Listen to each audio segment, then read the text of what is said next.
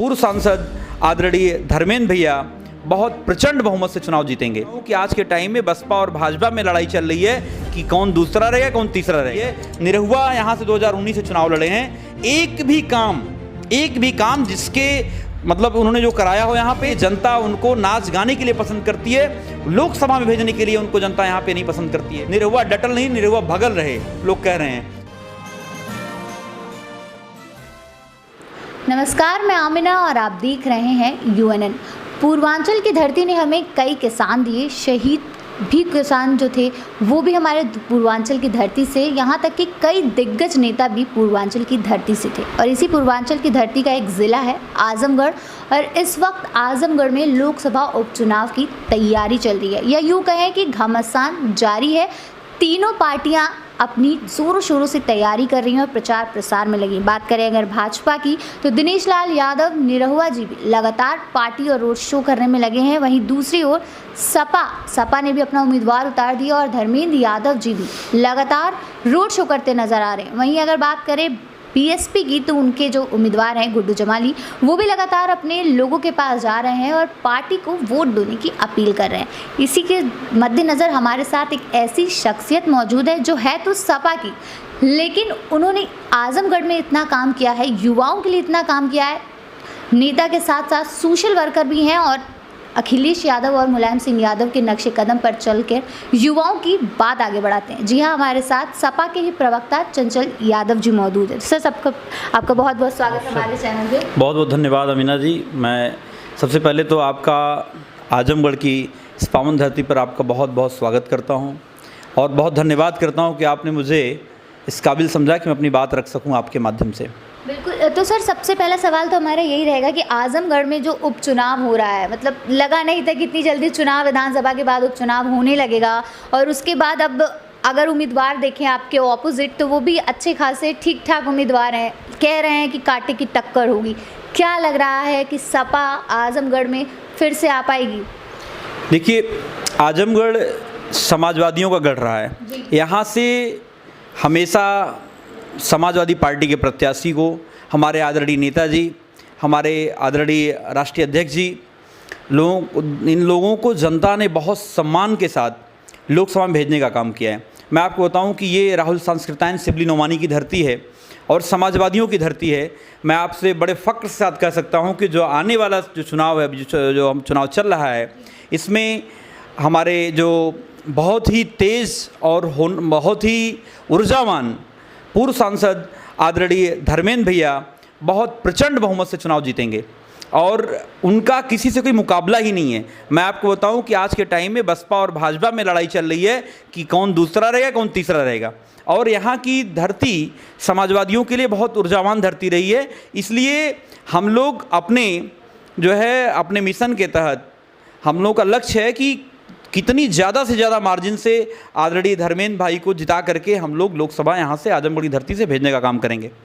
जैसे कि आपने बताया कि सपा का गढ़ रहा है, सब जानते हैं कि सपा का गढ़ रहा है आजमगढ़, लेकिन अब कहा जा रहा है कि सपा जो है अपने परिवार वालों को ही उठा रही है और अपने परिवार वालों को ही काम करे। तो एक नारा भी लगाया जा रहा है कि जातिवाद पे वोट नहीं दिया जाएगा, विकास कार्यों पे वोट दिया जाएगा। कब तक के सपा के खानदान वाले ही जो है वोट लड़ते रहेंगे, जीतते रहेंगे चुनाव, अब हम दूसरों को भी मौका देंगे। तो ऐसा नहीं लग रहा है कि अगर किसी और को वोट दिया जाता चुनाव टिकट्स तो शायद और ज़्यादा अच्छा होता? देखिए, सबसे पहले तो आपका परिवारवाद की बात आपने सवाल किया है। मैं आपको बताऊं कि ये संघर्ष का परिवारवाद है।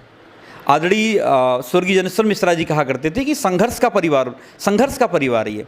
और आप देखें कि आदरणीय नेताजी का परिवार और जो है कितना संघर्ष करके आज पिछड़े अल्पसंख्यक दलितों की लड़ाई लड़ने का काम किया। आदरणीय नेताजी ने, आप सोचो कि एक समय ऐसा था जब पिछड़े दलितों की सुनवाई नहीं होती थी, वो नेताजी की देन है और उनके परिवार के लोगों की देन है कि उन लोगों की आज आप हमारे जो प्रत्याशी हैं आदरणीय धर्मेंद्र भैया, आप देखी होंगी लोकसभा में उनके कई सारी वीडियो चल रही हैं, वो जनता के हक और हुकूक की लड़ाई लड़ने का काम सदन से लेकर सड़क तक करने का काम किए हैं। पहली चीज़, वे एक बहुत ही अच्छे प्रत्याशी हैं। दूसरी बात, मैं कर आपका जो जवाब है, विकास की बात कर रही हैं आप आजमगढ़ के अंदर मैं चैलेंज करता हूं, पिछली 5 साल की बीजेपी की सरकार रही है, निरहुआ यहां से 2019 से चुनाव लड़े हैं। एक भी काम जिसके मतलब उन्होंने जो कराया हो यहाँ पे। अभी पिछले साल यहाँ पे इतनी सारी बाढ़ आई थी, इतने सारे पानी भर गए शहर में, कहीं दिखाई नहीं दिए। कोरोना के पीरियड में कहीं निरहुआ दिखाई नहीं दिए। केवल और केवल वो नाच गाने वाला काम करते हैं। उनका स्वागत है, बहुत अच्छे हैं, उसमें बहुत अच्छी एक्टिंग करते हैं, इसलिए जनता उनको नाच गाने के लिए पसंद करती है। लोकसभा में भेजने के लिए उनको जनता यहाँ पे नहीं पसंद करती है, वो उनको समझना चाहिए। और आप देखेंगी कि जब अगला आपका जो रिजल्ट आएगा 26 जून को, तो आप देखेंगे कि मतलब बहुत प्रचंड बहुमत से यहाँ पता नहीं चलेगा निरहुआ का। आप जान, यहाँ पे डेवलपमेंट को हम लोगों ने जो है क्या नाम है, आजमगढ़ की जनता ने चुना हमेशा। आप देखिए, चाहे कमिश्नरी का मैटर रहा हो, चाहे सठियाओं की चीनी मिल रही हो, चाहे एग्रीकल्चर यूनिवर्सिटी रही हो, चाहे आपकी ये स्टेट यूनिवर्सिटी की जो है क्या नाम है शुरुआत करने में हमारी समाजवादी पार्टी की देन है, जिसमें अभी पिछली बार जो है हमारे आदरणीय प्रधानमंत्री जी आकर फीता काट गए, लेकिन एक भी ईंटा अभी तक जोड़ नहीं पाए। दूसरा आपका, चाहे आपका पीजीआई रहा हो, मेडिकल कॉलेज आपका है, महिला अस्पताल है, आपका जो आजमगढ़ को 4 लेन से जोड़ने का काम है, विद्युतीकरण का काम है, उसके अलावा आपका 100 बेड का अस्पताल अतरौलिया में है, गवर्नमेंट राजकीय इंटर कॉलेज, गवर्नमेंट बालिका राजकीय इंटर कॉलेज आपकी, चाहे वो क्या नाम है डेयरी का प्रोजेक्ट रहा हो, पराग का प्रोजेक्ट रहा हो, जितने सारे काम अगर आप बात कर लें आप आजमगढ़ के अंदर, तो सारे के सारे कामों को आदरणीय नेताजी, आदरणीय अखिलेश यादव जी, हमारी सपा की सरकार ने काम करने का काम किया है। मैं चैलेंज करता हूं बीजेपी का कोई एक नेता, कोई बीजेपी का एक प्रवक्ता मुझे बता दे कि उसने कहीं एक भी काम, एक भी ईंट आजमगढ़ में अगर रखने का काम किया हो। वो किस मुंह से आप जनता के बीच वोट मांगने के लिए बात करेंगे? वो तो उनकी हमारी उनसे लड़ाई ही नहीं है। मैं आपको बताऊं, वहां पे लड़ाई चल रही है, कौन दूसरे पे जाएगा, कौन तीसरे पे जाएगा। लेकिन अगर आपने जैसे कहा कि कोरोना के टाइम निरहुआ नहीं आया, बाढ़ आई तो नहीं आई, लेकिन निरहुआ साफ साफ ये कहते हैं कि कोरोना के टाइम पे उन्होंने बहुत हेल्प की लोगों को, जो लोग आजमगढ़ के बाहर थे उनको आजमगढ़ लाने का काम किया, और बहुत से काम उन्होंने, जैसे आपने कहा कि बीजेपी के कुछ बहुत से पुल थे जो नहीं थे, वो बनवाने का काम निरहुआ जी ने किया। कहते हैं उनका ये कहना है कि अखिलेश यादव जी, यहाँ की कुछ जनताओं से हमने बात की, जनता से बात की, उन्होंने भी ये कहा कि पूरे टाइम अखिलेश जी दिखे नहीं, हमारे जो सांसद थे वो दिखे नहीं, कोरोना के टाइम तो बिल्कुल नहीं दिखे। उन पर आरोप भी लगा कि एसी में बैठे हुए हैं और यहाँ पर जनता जो है दिक्कत कर रही है। तो आप क्या लग रहा है सर कि ऐसा सही में था, या फिर इस बेस पे जो चुनाव जो बीजेपी लड़ रही है वो सही है? आमिना जी, मैं बताऊं कि बीजेपी के नेताओं की झूठ की ट्रेनिंग दी जाती है और वो झूठ बोलने में इतनी माहिर हैं। मैं बताऊं, मुझे लगता है कि शायद निरहुआ की ट्रेनिंग अच्छे से नहीं हो पाई है झूठ बोलने की, इसलिए सही से झूठ भी नहीं बोल पा रहे हैं। उनको पता भी नहीं है, जो झूठ बोल रहे हैं कि हमने क्या नाम है कोरोना पीरियड में लोगों की मदद की है। किसी एक शख्स का नाम बता दें आजमगढ़ जिले में, और उन्होंने बाढ़ में कभी एक दिन भी दिखाई दे दिए हों। मैं तो कहता हूँ कि बाढ़ में एक दिन शूटिंग करने चले आए होते, एक दिन शूटिंग करने चले आए तो तब भी लोग जाते कि चलो निरहुआ आए हुए हैं। तो ये झूठ की ट्रेनिंग इनकी प्रॉपर नागपुर से नहीं हो पाई है, इसलिए उनको ये लग रहा है कि जो है क्या नाम है जो बोलेंगे यहाँ की जनता मान जाएगी। यहाँ की जनता बहुत जागरूक है और हमेशा यहाँ की जनता ने डेवलपमेंट को चुना है, और आज भी आप देखेंगी कि डेवलपमेंट को चुनेगी। लेकिन इनका गाना जो है बहुत ज़्यादा वायरल हो रहा है, लोग काफ़ी पसंद कर रहे हैं कि अखिलेश रहे फरार, निरहुआ डटल रहे। क्या कहना चाहेंगे उस पर? देखिए, जहाँ तक गानों की बात है, हमारे आदरणीय अध्यक्ष जी आपको बताएं, जब यहाँ पे पीजीआई का काम हुआ तो यही निरहुआ की सरकार, यही बीजेपी की सरकार यहाँ से सारे इक्विपमेंट उठा करके लेके चले गए गोरखपुर।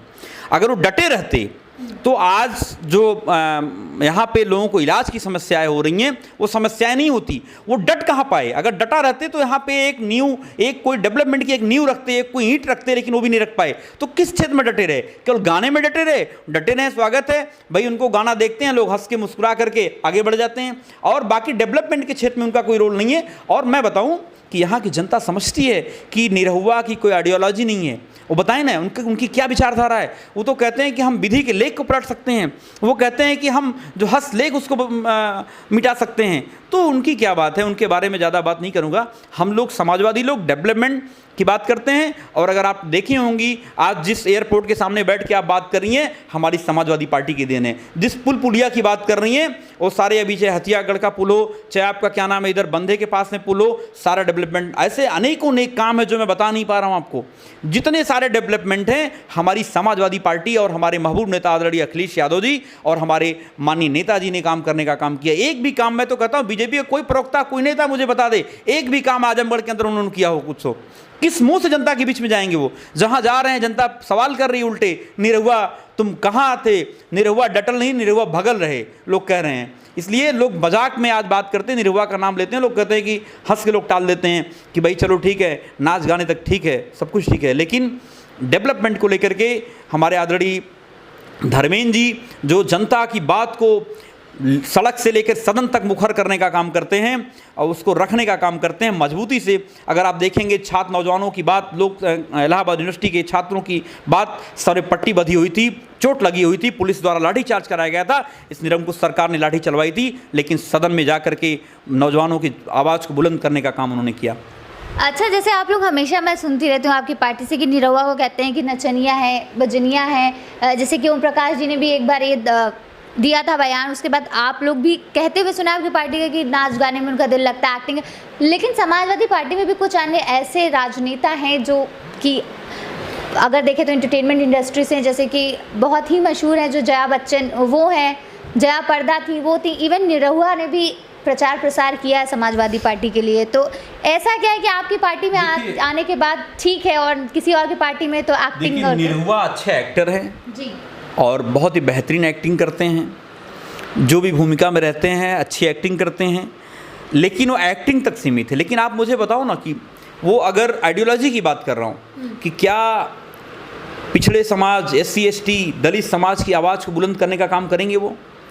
क्या वो डेवलपमेंट की बात, मैंने तो कहा उनके पास बहुत सुनहरा मौका था, अगर 2 साल में कोई एक बड़ी व्यवस्था आजमगढ़ में ला के रखते तो कम से कम जनता के बीच में आकर कहते कि हमने ये काम करवाया है, तब लोग मानते कि निरहुआ एक अभिनेता के साथ में एक नेता भी हैं। लेकिन उनके पास मौका था, अगर वो बाढ़ आई थी, अगर कभी भी एक दिन दिखाई दे दिए होते, जब पूरा शहर पानी से डूबा हुआ था तो एक दिन भी दिखाई नहीं दिए। उसके अलावा जब कोरोना पीरियड था, कभी एक दिन किसी के साथ दुख की घड़ी में खड़े होकर के उसको मरहम लगाने का काम करते, तो मैं कहता कि नहीं, अभिनेता की जगह पे निरहुआ नेता भी हैं।